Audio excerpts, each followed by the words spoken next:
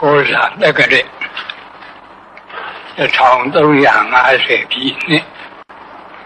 သာသနာ2532ခုတရင်ကျွလာပြီအဘိဓမ္မာအခါတော်နေ့၌ဟောကြားအပ်သောမေတ္တာဘာဝနာတရားဘုန်းကြီးကနေ့ဟောပြမှာမေတ္တာဘာဝနာ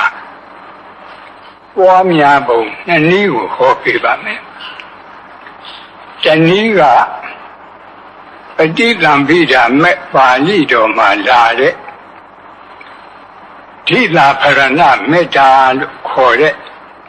အယတ်ရှေမျက်နှာဖြန့်ဝေတဲ့မေတ္တာဖြစ်ပါတယ်။တနည်းကမေတ္တာတို့ပရိတ်မှာလာတဲ့မေတ္တာဘာဝနာ7နည်းဖြစ်ပါတယ်။မေတ္တာပွားပုံနှစ်နည်းကိုဟောပေးပါမယ်။ဘာဖြစ်လို့မေတ္တာဘာဝနာပွားပုံကိုဟောပေးရလို့ခဏကြည့်မယ်ဆိုလို့ရှိရင်သတ္တဝါတွေမှာယာဂမီဒေါသမီမောဟမီမိသုံးပါးတွေတဟုံးဟုံးလောင်းနေတယ်ဒါကမြင်ရတဲ့ဉာဏ်နဲ့ကြည့်ရင်မြင်ရတဲ့မိသုံးပါးတခါဉာဏ်နဲ့ကြည့်ရင်မြင်ရမယ်အကျိုးမီက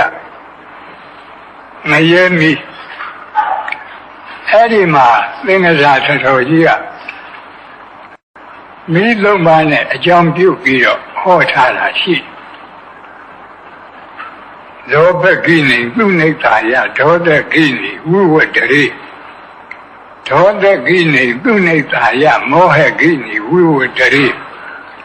မောဟကိနေသူနိဋ္ဌာယနရကခိဝိဝတ္တရေနရကခိဝိဝတ္တန္တာနရသူဒုက္ခရေသင်္ဃာထတော်ဘုရားကြီး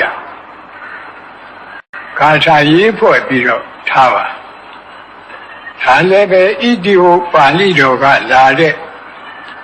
အဂိသုတ်ကိုမှီပြီးတော့ရေးခြင်းဖြစ်ပါတစ်လောဘမီးကိုအကြောင်းပြုပြီးတော့ဒေါသမီးတောက်တယ်ဒေါသမီးအကြောင်းပြုပြီးတော့မောဟမီးတောက်တယ်မောဟမီးတောက်တော့ကိုငရဲမီးတွေတောက်ကုန်တယ်ငရဲမီးတောက်ရင်တတ္တဝါတွေဟာဒုက္ခမီးတွေတဟုံးဟုံးတောက်တယ်ဒါဖြင့်အကောင်းမီးမိကိုငြိမ့်စေနိုင်တဲ့ရေရှိတယ်လို့အခုပြောတဲ့လောဘမိဒေါသမိမောဟမိငရဲမိဒီမိကိုငြိမ့်စေတတ်တဲ့တရားရေကိုမရှိဘူးလားတရားရေကမေတ္တာဘာဝနာသည်အဲ့ဒီမိတွေကိုငြိမ့်စေတတ်တဲ့ရေစဉ်ရေအေးဖြစ်ပါတယ်မေတ္တာဘာဝနာရေစဉ်ရေအေးပွားတဲ့နည်းဟာဘုန်းကြီးတို့ပဋိသင်္ပိဓမဲ့ပါဠိတော်မှာလာတဲ့အယတ်10မျက်နှာတစ်မျက်နှာစဉ်မေတ္တာ4ပါးပွားတဲ့မေတ္တာဘာဝနာရေစဉ်တစ်မျိုးမေတ္တာလုတ်ပရိတ်မှာလာတဲ့မေတ္တာဘာဝနာ7မျိုး2မျိုးတောင်ရှိပါတယ်မေတ္တာရေစဉ်ရှိ2မျိုးပြောကြလို့ဤတွင်ပဋိသင်္ပိဓမဲ့ပါဠိတော်မှာလာတဲ့မေတ္တာဘာဝနာပွားပုံကဘုန်းကြီးတို့ဒီအယတ်10မျက်နှာကိုရှာကရေတွက်ပုံကတစ်မျိုးရှာကအရှိအနောက်မြောက်တောင်တခါဖြည့်တောင်အနောက်မြောက်အရှိမြောက်အနောက်တောင်အောက်အထက်အဲ့ဒီလိုသူနည်းနဲ့သူပေါ့တူယူအယတ်4မျက်နှာအထောက်အယတ်4မျက်နှာတလူဆိုပြီးတော့အောက်အထက်အယတ်ကျကလူတွေမှတ်ဖို့လွယ်တဲ့နည်းကအရှိအယတ်အရှိတောင်အယတ်တောင်အယတ်အနောက်တောင်အယတ်အနောက်မြောက်အယတ်မြောက်အယတ်အရှိမြောက်အယတ် အဲ့ဒီလိုမှတ်ရင်လည်းပဲအရသေးကနီးရပြီးပါဤတွင်ဥပမာအရှိအယဆိုပါဆိုရဲ့ဥရတိမာယဒိသာယတပ်ပိတန္တာအဝေရာဖွန်တုအပြာပိစ္ဆာဖွန်တုအနိကာဖွန်တုဒုက္ခိအတ္တနာပရိဟရန္တုတုလေးချက်ဟာမေတ္တာဘာဝနာပြတယ်အယတမျက်နာအတွက်မေတ္တာ၄ပါးပွားကြရင်ကျန်တဲ့အယ9မျက်နာအတွက်အကုန်လုံးမေတ္တာပွားကြသွားတယ်အဲဒီမှာအရှိအယ၌ရှိသောအနန္တစေကြဝဠာအနန္တတတ္တဝါမေတ္တာကအပမိညာကမ္မထံခေါ်ပါတယ်တတ္တဝါအပိုင်းအခြားမထားရတတ္တဝါမနှိုင်းရှင်နိုင်လောက်အောင်များတဲ့အနန္တတတ္တဝါအဲ့ဒီလိုစေကြဝဠာလည်းပဲအရှိဘက်ကအနန္တစေကြဝဠာအနန္တမှာရှိရတဲ့အနန္တတတ္တဝါတွေအာယုံပြုပြီးတော့အဝေရာဟွန်တုဆိုတာကဘေးရန်ခတ်သိငြိမ်းကြပါစေတယောက်တယောက်ရန်ပြုလို့တဲ့စေတနာဘုန်းကြီးတို့ရှားအခေါ်ဝေရစေတနာလို့ခေါ်တယ်အဲ့ဒီဝေရစေတနာရန်ပြုလို့တဲ့စေတနာဖြစ်ရင်ဒေါသတွေဖြစ်လာတယ်ဒေါသတွေဖြစ်လာရင်ကိုယ်စိတ်ဆင်းရဲတယ်အဲ့ဒီကိုယ်စိတ်ဆင်းရဲရင်နှလုံးစိတ်ဝမ်းမအေးချမ်းတော့ဘူးနှလုံးစိတ်ဝမ်းပူပန်တယ်အဲ့ဒါကြောင့်ဒီလေးခုကိုတတ်ပြီးတော့အဝေရာဟွန်တုကြည့်ပြီးတော့ဘေးရန်ခတ်သိမ်းငြိမ်းကြပါစေအရာပစ္စာဟွန်တုကြည့်ပြီးတော့ဒေါသခတ်သိမ်းငြိမ်းကြပါစေအနိကာဟွန်တုကိုကြည့်ပြီးတော့ဆင်းရဲခတ်သိမ်းငြိမ်းကြပါစေဒုက္ခိအတ္တနာပရိဟရန္တုကြည့်ပြီးတော့ကိုယ်စိတ်နှလုံးစိတ်ဝမ်းအေးချမ်းရပါစေလို့ဆိုရင်ဗမာနည်းနဲ့ဗမာပွားရင်အနဲ့အတိတ်ပဲမထင်းเสียမရှိဘူးမျက်စိကိုမှိတ်ထားသို့မဟုတ်စက်ခုံတွေကိုချထားပြီးတော့ပွားကြည့်ရအောင်ဘုန်းကြီးတို့ရှားတဲ့ကလာတဲ့အယက်အသွားနဲ့တူယူအယက်၄မျက်နှာအထောက်အယက်၄မျက်နှာအောက်အယက်၄မျက်နှာအထက်အယက်အောက်အယက်အထက်အယက်အားလုံးအယက်10မျက်နှာမေတ္တာဘာဝနာပွားရအောင်ဓမ္မကြီးတွေဓမ္မကြီးတွေစက်ခုံတွေမြတ်စွာချပြီးတော့ဩဒီဒိတာဖရဏမေတ္တာကိုအရင်ပွားကြရအောင်မြတ်လိုက်ဆိုကြအရှိအယတ်၌ရှိသောအနန္တစေကြဝဠာ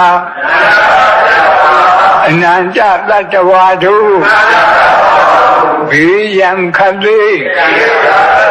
ငြိမ်းကြပါစေဒေါသခတ်သိငြိမ်းကြပါစေဆင်းရဲခတ်သိ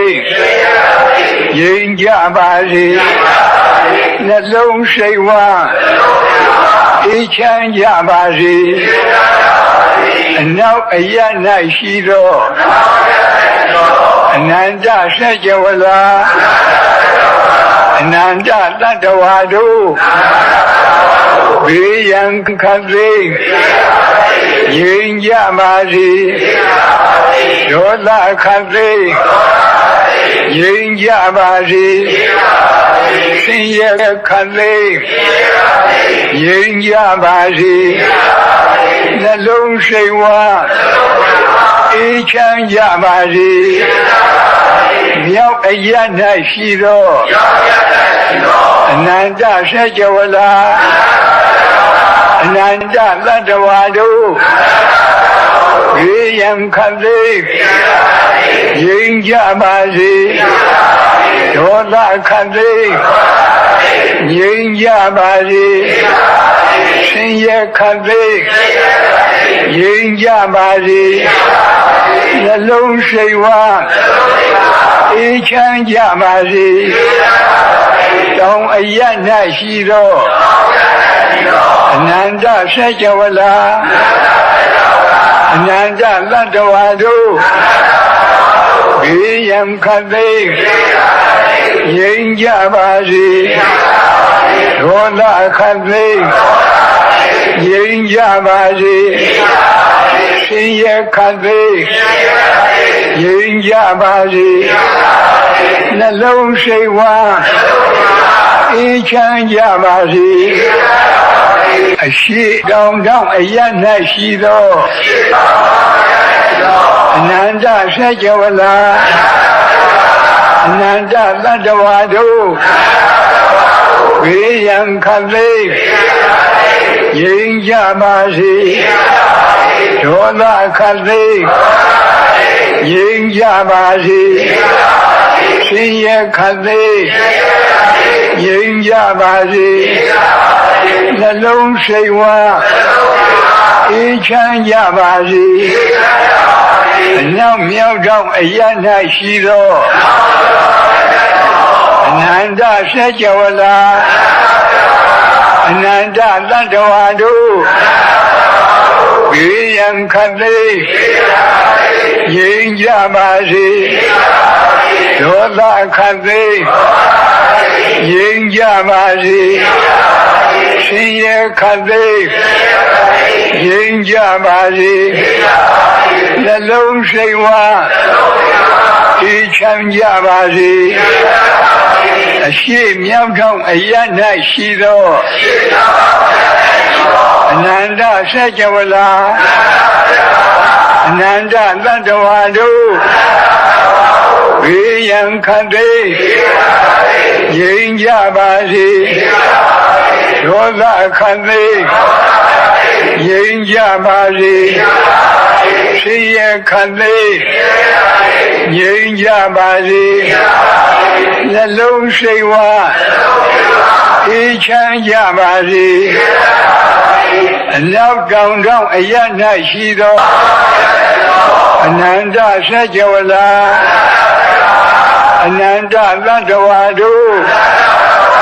ဘေးရန်ခတ်သိမ်းငြိမ်းကြပါစေဒေါသခတ်သိမ်းငြိမ်းကြပါစေဆင်းရဲခတ်သိမ်းငြိမ်းကြပါစေ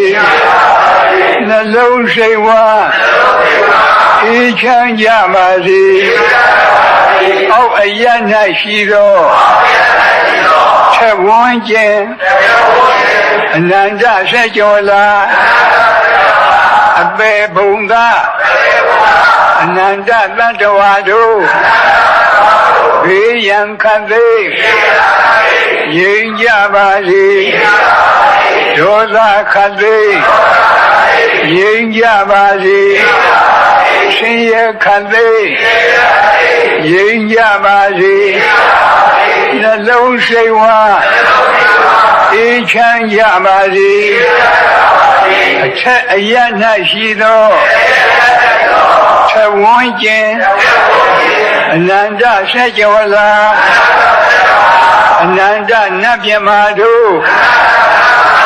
ဘေးရန်ခတ်သိမ်းငြိမ်းကြပါစေဒေါသခတ်သိမ်းငြိမ်းကြပါစေဆင်းရဲခတ်သိမ်းငြိမ်းကြပါစေနှလုံးစိတ်ဝမ်းအေးချမ်းကြပါစေဟောဒါပฏิသံပိဒမေပါဠိတော်ကလာတဲ့ဓိတာဖရဏမေတ္တာလို့ခေါ်တဲ့အရ10မျက်နှာအာယုံပြုပြီးတော့ဖြန့်ဝေတဲ့မေတ္တာဒီအရ10မျက်နှာထားပုံကခုပြောသလိုပဲရှားရဲကထားတာကအရှိအနောက်မြောက်တောင်ဒီအစဉ်အတိုင်းအရှိတောင်တောင်အနောက်မြောက်တောင်အရှိမြောက်တောင်အနောက်တောင်တောင်ဒီလိုရှင်းပါတယ်မိမိတို့လွယ်ဆင်ញင်တော့အရှိကနေပြီးတော့အရှိတောင်ကနေတောင်ကနေပြီးတော့အနောက်တောင်ကနေပြီးအနောက်ကနေပြီးအနောက်မြောက်ကနေပြီးမြောက်အနောက်မြောက်ကပြီးတော့အရှိမြောက်ပြီးတော့အရှိလို့အဲဒီလို ဘုန်းကြီးတို့သိမြနမိတ်ကြားတဲ့အခါအယတ်ဆက်အောင်ကြားရတယ်လို့ရှိအဲ့ဒီလိုအယတ်စဉ်အတိုင်းယခုလိုမေတ္တာပွားမယ်ဆိုလည်းပဲပွားရပါပေါ်ကောင်းပါယခုပြောတဲ့မေတ္တာဘာဝနာဆိုနည်းတွေဟာဘုန်းကြီးတို့ဒီခင်မွန်ဆရာတော်ကြီးများပွားတဲ့ဒီအတိုင်းမှာဆိုရုပ်အတိုင်းဟောတာအထက်အရာနဲ့အောက်အရာကြတော့လည်းနဲ့ထဝန်းကျင်အနန္တစေကြဝဠာလို့ထဝန်းကျင်ကလေးထည့်ရဘာဖြစ်လို့တော့ဆိုတော့အဲ့ဒီထဝန်းကျင်မထည့်ရင်အောက်အရာ၌ရှိသောအနန္တစေကြဝဠာလို့ထိုလိုက်ရင်ဒီစေကြဝဠာအောက်မှာစေကြဝဠာတိုက်တည်တတိုက်ပြီးတတိုက်ပြီးတတိုက်အောက်မှာပေါ့ဒီစေကြဝဠာတွေအနန္တရှိတယ်လို့ဒီလိုအဓိပ္ပာယ်ရောက်မဟုတ်ဘူးအမှန်ကဒီစေကြဝဠာမှာအခုမြေအောက်မှာရေရှိတယ်ရေအောက်မှာလေရှိတယ်လေအောက်မှာအရတကာသဆိုတဲ့ကောင်းကင်ကြီးပဲရှိအောက်မှာစေကြဝဠာတတိုက်မရှိဘူးဘေးပတ်ဝန်းကျင်မှာတော့စေကြဝဠာတိုက်တယ်အနန္တရှိတယ်အဲ့ဒါဒီအာယုံရောက်အောင်လို့အောက်အရာ၌ရှိသောနောက်နာကထဝန်းကျင်ဆိုတာဘေးပတ်တယ်လို့ဆိုလိုတာအနန္တစေကြဝဠာအဲ့ဒီစေကြဝဠာကဘာဖြစ်လို့ဒီလိုပို့ရတုံးဆိုတော့ခုနကအရာရှင်းမျက်နှာပြောတုံးကအပေပုံသားတွေစိတ်ကအာယုံမရောက်ဘူးဟိုကိုယ်တိုင်ပို့ကြည့်လဲမရောက်တာတွေ့ရအဲ့ဒါကြောင့်အပေပုံသားတွေကိုအာယုံရောက်အောင်လို့အောက်အရာကပွားရထို့အတူပဲအရာရှင်းမျက်နှာပွားတုံးကအထက်ကနတ်တွေဓမ္မတွေမပါဘူးအာယုံထဲမှာမရောက်ဘူးမိမိတို့လူတွေတပြင်းနဲ့တည်နေတဲ့လူတွေကိုသာအာယုံရောက်လို့အထက်ကနတ်တွေဓမ္မတွေရမေတ္တာပွားရအောင်ဆိုပြီးတော့အထက်အရာ၌ရှိတော့အနန္တစေကြဝဠာလို့ဆိုတဲ့ရှင်းနာကထဝန်းကျင်လို့ထည့်ရတယ်ဒီအတိုင်းပဲဒီထဝန်းကျင်မထည့်လို့ရှိရင်ဒီစေကြဝဠာရဲ့အထက်မှာစေကြဝဠာတိုက်တည်ဆင်းရဲအနန္တစေကြဝဠာလို့အဲ့ဒီလိုထင်သွားမယ်အဲ့ဒီလိုမထင်အောင်အဲ့ဒီအထင်ကိုတားမြစ်ပြီးတော့ထဝန်းကျင်ဆိုတော့ဘေးပတ်တယ်အနန္တစေကြဝဠာအနန္တနတ်ပြမာတို့ဒါလေးပဲထူတယ်ဒါဓိတာဖရဏမေတ္တာလို့ခေါ်တယ်မေတ္တာဘာဝနာဒါတနည်းဘုရားဘာသာသူတော်ရှင်တွေသည်နေ့စဉ်အမြဲမပြတ်မေတ္တာသုတ်ပရိတ်ကိုကြားရနာရကိုယ်တိုင်လည်းပဲရွတ်ကြရဒီမေတ္တာသုတ်ပရိတ်ဆိုတာကမေတ္တာဘာဝနာ7နည်းပွားတဲ့သုတ်မေတ္တာသုတ်ပရိတ်ကြတော့မေတ္တာဘာဝနာ7နည်းပွားတာကရှင်းဥစွာဒုက္ခိနောဝခေမိနောဟွန်တုသဗ္ဗတတ္တဘဝန္တုဒုက္ခိတတ္တသဗ္ဗတတ္တခသိန်းဥဒ္ဒံအလုံးစုံသောတတ္တဝါတို့သည်ဒုက္ခိနောဝကာယိကဒုက္ခနှင့်ပြည့်စုံကြကိုယ်သည်ဖြစ်၍၎င်းဒုက္ခိတတ္တစေတသိကဒုက္ခနှင့်ပြည့်စုံကြသည်ဖြစ်၍၎င်းခေမိနောဘေးရန်ဝိပအေးမြရကုန်သည်ဟွန်တုဘဝန္တုဖြစ်ကြပါစေသတ္တဝါတွေကိုတခွန်းနဲ့ခြုံပြီးတော့ပို့တဲ့မေတ္တာဖြစ်လို့သူ့ကိုဘုန်းကြီးတို့စာအခေါ်သဗ္ဗသင်္ဃာကမေတ္တာလို့ခေါ်တယ်အဲဒီသဗ္ဗသင်္ဃာကမေတ္တာပို့ခြင်းရင်အားလုံးသတ္တဝါတွေသက်ကုန်ကြရမြတ်စွာချပြီးတော့ရုံးစုံများစွာတတ္တဝါချမ်းသာကိုယ်စိတ်မြဲပါစေဥပယံဘေးကင်းစင်ဝေးငြိမ်းအေးကြပါစေအားလုံးသတ္တဝါတွေခြုံပြီးပို့တဲ့သဗ္ဗသင်္ဃာကမေတ္တာဒါကတနည်း၎င်းတော့ယေကေရှိပါဏဗုဒ္ဓတိတသာဝါသာဝရဝနဝသေတာအားလုံးကြားရတဲ့အားလုံးရွတ်နဲ့ရွတ်ကြဘုန်းကြီးတို့ဒီပါဠိလိုတကယ်မေတ္တာပွားပြီးဆိုတော့ယေကေရှိပါဏဗုဒ္ဓတိတသာဝါသာဝရဝအ နောသေသာသဗ္ဗတတ္တဘဝန္တုဒုက္ခိတတ္တာအဲ့ဒီလိုပို့ရပါတယ်ဟိုးနောက်နာမှာသူရဲ့အဖျားသက်ကရှိပါအဲ့ဒါကိုဘုန်းကြီးတို့သရဝနှစ်ပုံနှစ်စုထားပြီးပွားတဲ့မေတ္တာမှုသူ့ကိုဒုက္ခမေတ္တာလို့ခေါ်တယ်ဆိုရပါစို့ဟင်းတစ်မျိုးတည်းစားနေရတော့အာယုံကစိတ်မကျေနပ်ဘူးနှစ်မျိုးလောက်အာယုံကြောင်းခြင်းလို့ပဲအခုလည်းပဲသရဝတွေကိုအကုန်လုံးတခွန်းနဲ့ခြုံပြီးသဗ္ဗသင်္ဟာကနဲ့အာမရရင်ဒုက္ခမေတ္တာသရဝနှစ်ပုံထားပြီးပွားတဲ့မေတ္တာပွားနိုင်ဖို့တတဝါသာဝရဝါအနောအကေတာသဗ္ဗတတ္တဘဝန္တုဒုက္ခိတတ္တာလို့ပွားရဗမာလူပြောတော့တတဝါဆိုတာကြောက်တတ်တဲ့တတ္တဝါဒေါသကိလေသာမကင်းသေးတဲ့ဥထုရှင်သောတာပန်တဂရကံကိုကြောက်တတ်တဲ့တတ္တဝါလို့ခေါ်တယ်သာဝရဆိုတာမကြောက်တတ်တဲ့တတ္တဝါဒေါသကိလေသာကင်းလို့မကြောက်တတ်တဲ့တတ္တဝါဆိုတာအနာဂံနဲ့ယဟန္တာအဲ့ဒီနှစ်ခုကိုကြောက်တတ်မကြောက်တတ်နှစ်ရများစွာတတ္တဝါချမ်းသာကိုယ်စိတ်မြဲပါစေဥပယံဘေးကင်းစင်ဝေးငြိမ်းအေးကြပါစေဒီလိုပွားရပါတခါသူရဲ့တွဲပဲ့နောက်နာမှာဒိဋ္ဌဝါယေဝအဒိဋ္ဌာဗမာလူပြောရင်မိမိမျက်စိနဲ့မြင်အပ်တဲ့သတ္တဝါတွေ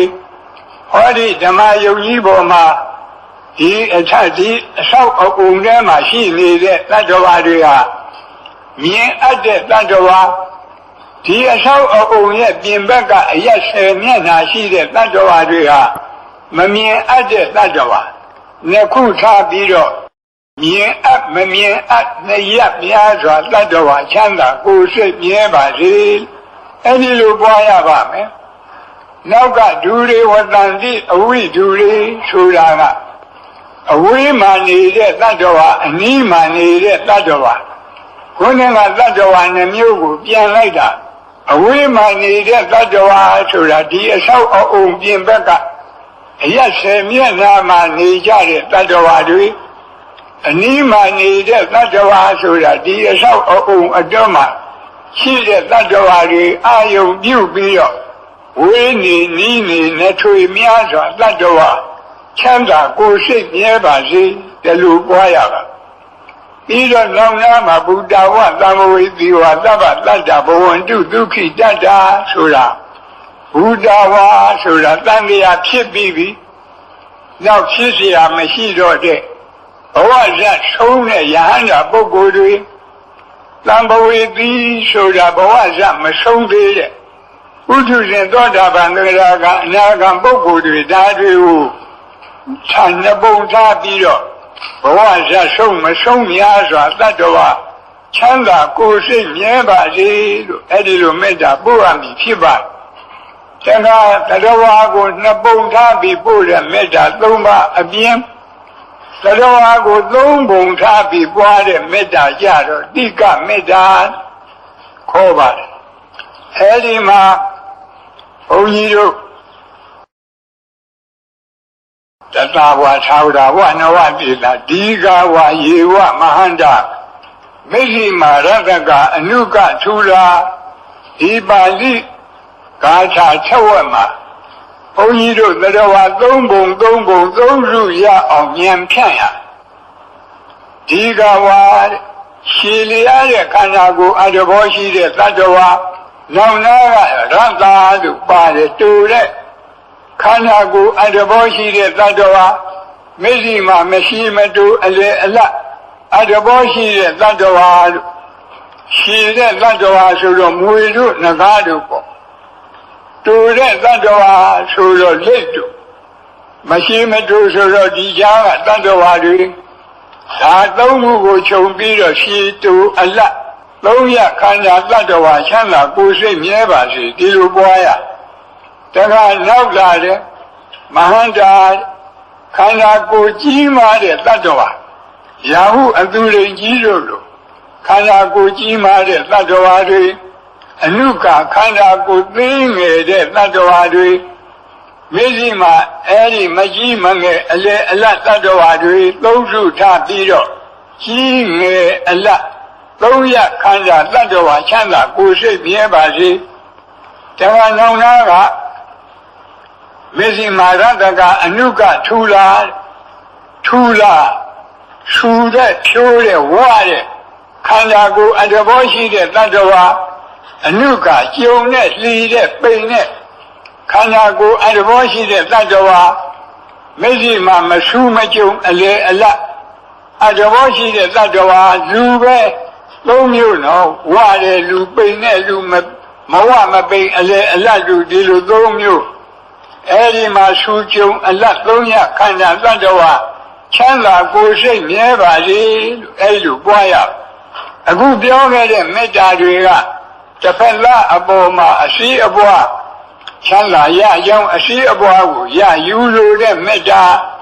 ပါဠိလိုဟိတာဓိကမဒိဋ္ဌာယမေတ္တာလို့ခေါ်တယ်အရှိအပွားချမ်းသာရကြောင်းကိုရယူလို့တာမေတ္တာမြည်သလိုတစ်ဖက်သားအပေါ်မှာအရှိအပွားမဲ့လို့ခေါ်တဲ့ဆင်းရဲဒုက္ခရောက်ကြောင်းမလိုတာကိုလည်းပဲအဟိတာပဉ္စနာဒိဋ္ဌာယမေတ္တာလို့ခေါ်တယ်အဲ့ဒီမေတ္တာပွားနိုင်အောင်လို့လပရောပရဏိကုပ္ပေထနာတိမင်ယေထကတ္တရှိနံကံရှိဗျာရောဒနာပတိကသိညဇိညမညတဒုက္ခမိတ်ဆေယသရောအတုဆင်းရဲဒုက္ခရောက်တာဘာကြောင့်လဲတယောက်ကတယောက်လိမ့်လီသိပြနေလို့အလေးမပေါ်ခင်ဆက်ဆံရေးအစဉ်ပြေတော်လည်းပဲအလေးပေါ်လာရင်ခက်ရန်ဒေါသဖြစ်ပြီးဆင်းရဲဒုက္ခရောက်ဒါကြောင့်လူအချင်းချင်းလက်ပတ်ချင်းဟာဆင်းရဲဒုက္ခရောက်ကြောင်းတရားဒီတရားကင်းရပါစေလူအချင်းချင်းလက်ပတ်ချင်းကင်းရှင်းရပါစေဒီလိုပွားရတခါနာတိမင်ကြီးထကတ္တရှိနံကံရှိဒုတိယသတ္တဝါတွေဆင်းရဲဒုက္ခရောက်ကြောင်းပြောစမ်းမှာတယောက်ကတယောက်ကိုအထင်သေးခြင်းအထင်သေးတာမသိခင်တော့ဆက်ဆံရေးအစဉ်ပြေ၏အထင်သေးတာသိရင်ခက်ရန်ဒေါသဖြစ်ပြီးဆင်းရဲဒုက္ခရောက်ဒါကြောင့်အချင်းချင်းအထင်သေးခြင်းလည်းပဲဆင်းရဲဒုက္ခရောက်ကြောင်းအရှိအပွားမဲ့တရားဖြစ်လို့အဲ့ဒီတရားကင်းပါစေအထင်သေးခြင်းအချင်းချင်းကင်းရှင်းကြပါစေဒီလိုမေတ္တာပွားရဗျာရောဒနာပတိကသိညနိညမညတဒုက္ခမိတ်ဆေယတတိယဒုက္ခရောက်ကြောင်းတရားကတယောက်ကတယောက်ဆင်းရဲတာကိုအလိုရှိတတိယတို့မလိုပါဘူးကိုတော့ဒီလိုမဟုတ်ပါဘူးမိမိတို့ကဗုဒ္ဓရဲ့သားတော်သမီးတော်မို့လို့ဒီစိတ်တွေမရှိတာတော့ကဘာကြီးတစ်ခုလုံးကြည့်ရင်ဘုရားဘာသာကလွဲရင်ရသောအဖြစ်တစ်ဖက်သားဆင်းရဲတာကိုပဲအလိုရှိတယ်ကိုယ်သာချမ်းသာဒါကြောင့်အချင်းချင်းဆင်းရဲလိုခြင်းလည်းပဲဒုက္ခရောက်ကြောင်းတရားဖြစ်လို့ဆင်းရဲလိုခြင်းအချင်းချင်းကင်းရှင်းကြပါစေ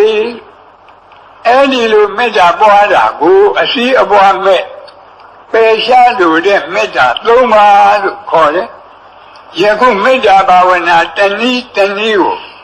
နှခေါက်လက်တွေ့ပွားကြည့်ရအောင်မြတ်သက္ကုံတရီမြတ်စွာဘုရားအားလုံးလိုက်ဆိုကြရဗျာလုံးစုံများစွာသတ္တဝါချမ်းသာကိုယ်စိတ်မြဲပါစေဥပယံပေကင်းစင်ဝေးရိပ်အေးကြပါစေလုံးစုံများစွာသတ္တဝါချမ်းသာကိုယ်စိတ်မြဲပါစေဥပယံပေကင်းစင်ဝေးရိပ်အေးကြပါစေ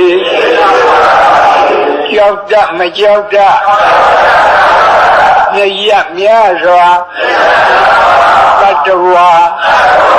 ချမ်းသာကိုယ်စိတ်မြဲပါစေဥပယံပေကင်းစင်ဝေး အေးကြပါစေကြောက်တမကြောက်တနှစ်ရက်များစွာတတ္တဝါချမ်းသာကိုယ်စိတ်မြဲပါစေဥပယံပေပင်စင်ဝေးရင်အေးကြပါစေရင်အမမြင်အနှစ်ရက်များစွာတတ္တဝါချမ်းသာကိုယ်စိတ်မြဲပါစေဥပယံပေ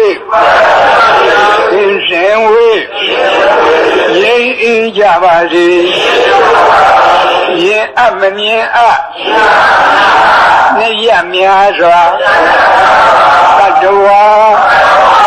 ချမ်းသာကိုယ်စိတ်မြဲပါစေဥပယံပေပင်စင်ဝေးရင်အေးကြပါစေဝိနေနီးနေလက်ထွေများစွာတတ္တဝါချမ်းသာကိုယ်စိတ်မြဲပါစေဥပယံပေပင်စင်ဝေးရင်အေးကြပါစေဝိနေနီးနေလက်ထွေများစွာတတ္တဝါချမ်းသာကိုယ်စိတ်မြဲပါစေဥပယံပေပင်စင်ဝေးရင်အေးကြပါစေဘဝဇာဆုံးမဆုံးများစွာတတ္တဝါချမ်းသာကိုယ်စိတ်မြဲပါစေဥပယံပေပင်စင်ဝေးရင်အေးကြပါစေဘဝဇာဆုံးမဆုံးများစွာတတ္တဝါချမ်းသာကိုယ်စိတ်မြဲပါစေဥပယံပေပင်စင်ဝေးရင်အေးကြပါစေဘဝဇာဆုံးမဆုံးများစွာတတ္တဝါချမ်းသာကိုယ်စိတ်မြဲပါစေဥပယံပေပင်စင်ဝေးရင်အေးကြပါစေရှိတုအလလုံးရခန္ဓာတတ္တဝါချမ်းသာကိုယ်စိတ်မြဲပါစေဥပယံပေပင်စင်ဝေးရင်အေးကြပါစေရှိတုအလလုံးရခန္ဓာတတ္တဝါချမ်းသာကိုယ်စိတ်မြဲပါစေဥပယံပေပင်စင်ဝေးရင်အေးကြပါစေဤငယ်အလလုံးရခန္ဓာတတ္တဝါချမ်းသာကိုယ်စိတ်မြဲပါစေဥပယံပေပင်စင်ဝေးရင်အေးကြပါစေဤငယ်အလလုံးရခန္ဓာတတ္တဝါချမ်းသာကိုယ်စိတ်မြဲပါစေဥပယံပေပင်စင်ဝေးရင်အေးကြပါစေထူးကျုံအလလုံးရခန္ဓာတတ္တဝါချမ်းသာကိုယ်စိတ်မြဲပါစေဥပယံပေပင်စင်ဝေးရင်အေးကြပါစေထူးကျုံအလလုံးရခန္ဓာတတ္တဝါချမ်းသာကိုယ်စိတ်မြဲပါစေဥပယံပေပင်စင်ဝေးရင်အေးကြပါစေလူအချင်းချင်းပြ လက်ပတ်ချင်းကင်းရှင်းကြပါစေလူအချင်းချင်းလက်ပတ်ချင်းကင်းရှင်းကြပါစေအထင်သေးခြင်းအချင်းချင်းကင်းရှင်းကြပါစေအထင်သေးခြင်းအချင်းချင်းကင်းရှင်းကြပါစေဆင်းရဲလူချင်းအချင်းချင်းကင်းရှင်းကြပါစေဆင်းရဲလူချင်းအချင်းချင်းကင်းရှင်းကြပါစေ